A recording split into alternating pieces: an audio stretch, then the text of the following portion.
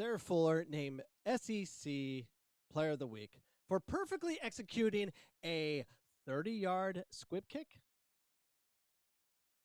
It was a crap kick. So I have a lot of problems with this. I try to stay away from this topic, but it just haunts me to no end. It's 2020, and we just want we want normalcy. And football's been taken away throughout this country. Sports has been taken away throughout this country, and finally we're gonna have sports. We have a game, and everything's going fine. COVID's down for these football programs, and they're gonna play a game. They play, and they insert a female kicker who doesn't deserve to be on that team. And how sad for all those players. I get Vanderbilt's not that good or whatever, but it's Division I football. And for all those athletes that work their tail off to come in to compete and get an education and all that, and they get to play the game that they love, which is football, and then they insert a female kicker. It's bad enough no one likes kickers, but they're going to insert a female kicker. And apparently Sarah Fuller, gave a halftime speech. She's been part of the program for one practice prior to her kicking a crap kick on the practice squad. Kickers do not take over halftime speeches, but she felt compelled to rally the troops because she's female woke, and she fell for this bull. So we let all the people, all the crazy lefties support this and all this garbage. It's crap, and it's disrespectful to the game. It's disrespectful to females. You earn it. Earn it. I've seen females that can kick, and she certainly cannot kick. Oh, and then she posts on Twitter. I'll just leave this right here. She kicked a ball from about half field. And the way the camera was, it looked like she was kicking it. She was a goalie, so therefore she was kicking it from end to end, her box to the other box. It was not. It was not. It was just inside the arc of half field. And then she kicked it, and it was one bounce by the 18. So let me do the math for you people. 10 yards. I'm giving it a full 10 inside the arc. So it's 10 to half field. Okay. Then from half field to the 18, okay, is approximately 35 yards. She kicked a soccer ball 45 yards. And is that something special?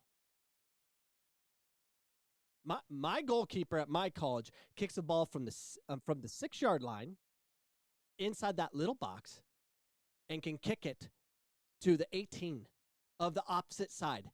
That's a freaking kick. That's a kick. So don't give me this garbage. She robbed.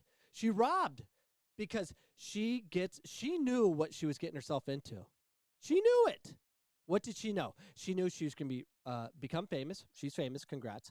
You're crazy famous. You got the SEC Player of the Week. Congrats for perfectly executing garbage. And she'll get an SB, guaranteed SB award for being a dominant female. And she's also going to probably win the Heisman Trophy. Why not? Why not? So the game's canceled this weekend. This is why I'm talking about this. Come from the AJC.com. COVID-less Georgia frustrated, as they should be, by latest game postponement. Okay, it's postponed. Congrats. The game is postponed. Not for COVID reasons. And that's what's it's so frustrating that 2020 has been insane. And we just want to have normalcy. We want to play football, play soccer, play sports, whatever. Okay, we're going to play. All right. Let's insert someone that doesn't deserve to be there. Why do we even have divisions? Why is there a Division 1, 2, 3, NAIA, JUCO? Why do we even have divisions? No, we're gonna take the game away to make a political statement. Female power. They don't have power. No. Shut up. So let's read this. Georgia Athletic Director Greg McGarity was heading to lunch Friday when the news went public that the Bulldogs game against Vanderbilt was postponed. As McGarity was exiting the Butts Mare building, senior linebacker Monty Rice was just coming in, head down, yes, glued to his phone screen. He was shaking his head and says, "Unbelievable, man." McGarity said Friday, "I said, Monty, I'm sorry." He keeps walking in, just shaking his head. I mean, I just hate it for these kids. McGarity not just sad, he's mad too. Georgia AD went into a 4-minute rant when he reached on the phone shortly after Saturday's home game was postponed because of COVID-caused personnel shortages in Vanderbilt's football program. The game, which was supposed to be kickoff at 4 p.m. Saturday, was moved to December 19th. The Vanderbilt football squad size and position availability has fallen below roster minimum requirements, consistent with Southeastern Conference COVID-19 protocols. An SEC news release explains, should Georgia qualify for the SEC championship game December 19th, an impossibility if Florida defeats Tennessee on Saturday, the Vandy game would be declared a no contest. Therefore, losing a game. They lost a game.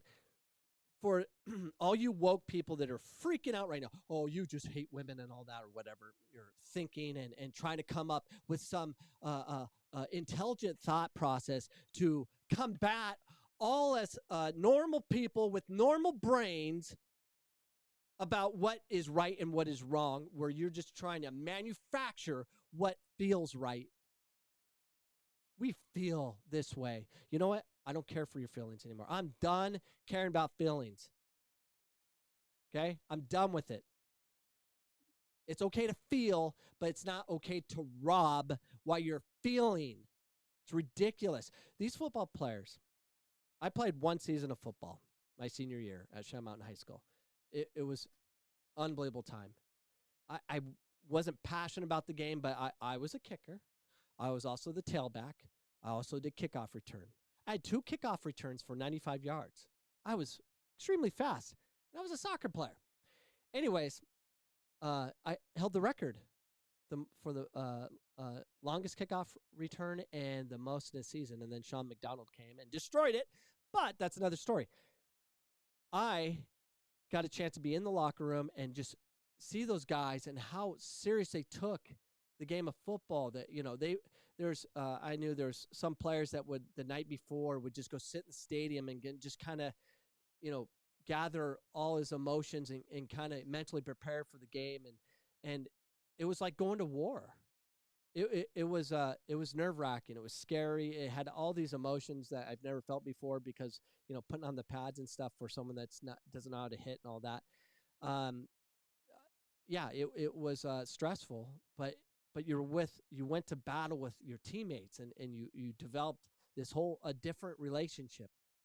I couldn't imagine, you know, going to battle, competing with, you know, your brothers and going into a football match, and then suddenly out of the blue, we're going to bring on a new player. We're going to bring on a female. She hasn't been to practice all year, but she kicks the ball far, so we're going to let her kick, and we're going to do some identity politics. Just once, okay? All right. Since then, they're not playing because why? They don't have enough players, not because of COVID. They say COVID, but it's not a COVID outbreak. It's actually from people not wanting to play. Let's read on with this article and see what it says. So I scroll down a bit, and it says, back to McGarity. So, yeah, I'm upset, McGarity said. We do everything right, and our kids are making all kinds of sacrifices. I mean, COVID has not been in our football program as of today. What everybody has done is mind-boggling. Ron Corson's efforts, Kirby Smart's efforts, these players, the coaches, we have been ready to play full strength every game from a COVID standpoint. So we know it can be done, and that's the frustrating thing to me. Based on a social media message she sent out Friday, Vanderbilt AD Candice Lee wanted it to be known that the Commodores were ducking the competition. The Bulldogs were 36-point favorites as of Friday. She tweets, see if I can bring this in a little bit. I'm as competitive as anyone, and we were all looking forward to getting back on the field to face Georgia. We will never compromise the health and safety of our students. We are already preparing for Tennessee and look forward to wrapping up the regular season at Georgia. Okay. Georgia football hasn't been completely immune to the virus. UGA was one of the first SEC athletic programs to encounter the deadly illness caused by the coronavirus. UGA announced March 18th, just 3 days after the pandemic shut down college athletics. That member of the video support staff was diagnosed with the virus. The individual, 32-year-old Jeremy Klosky of Plantation, Florida, finally was released from the Piedmont Athens Regional Hospital, where for a while he was in critical condition until April 16th. So they dealt with it. So they created a bubble and battled through it so they could compete. But what is going on is they don't have enough players. This is what happened. This is the reports. Sarah Fuller gives a halftime speech. Rah, rah. I haven't been with you. I haven't suffered like you. I didn't go through 2 days. I didn't go through hell camp. I didn't do any of those things. I just showed up because I'm be woke and I'm getting a lot of awards, which she will for a long, long time. And she'll be on every major network and all that. She'll benefit. Who benefits? The one that screws it all up. Like Landon Donovan. Landon Donovan screws it all up. And that's who benefits. Okay? She's going to get it why so many other people suffer. There's a mutiny on the team. They're not happy. Their coach was fired. So many things are going on, and they can't fill the team. It's not from COVID. I doubt they finished the season because of what they did. It's pathetic. And those are my thoughts on the whole Sarah Fuller halftime speech, future Heisman Trophy winner debacle. It's ridiculous. It's garbage. And now we're done with all the after. You know what? It's all worth it. You know why? Because female power. We need to empower the females. And if you're not part of empowering the females and being woke, you should be destroyed, and we're going to take your job and everything about it. Okay, then. Bye.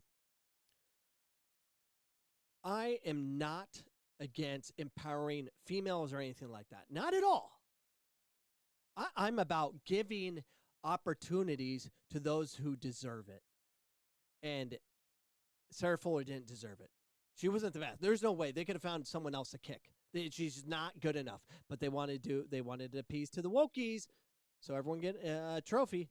I'll give you an example. So Jessica McDonald played at Phoenix College. And we wanted her to play on the men's team. Of course, the female women's coaches at the time, they didn't want that to happen. But we petitioned, and Jessica McDonald wanted to play on the men's team. Of course, you want to play on the men's team. And I was thinking, I'm like, oh, we're going to get fans and all this stuff. I was thinking of that as well. But she would actually start. She would have started for my team. And she would have scored goals. And it would have helped her in her development. We pushed for that, and the NJCAA said, no, can't happen. Women can't play on males teams if they offer the sport. So because we offered women soccer and men's soccer, she had to play according to her gender. That was the ruling. We actually tried, and we would have done it.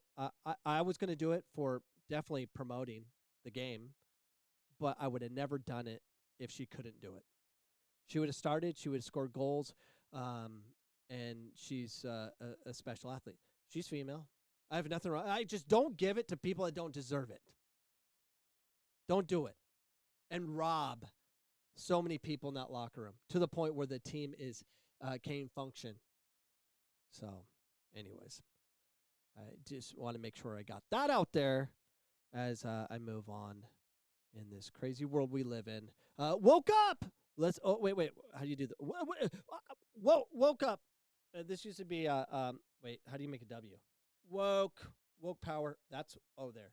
Woke up, people. See you tomorrow.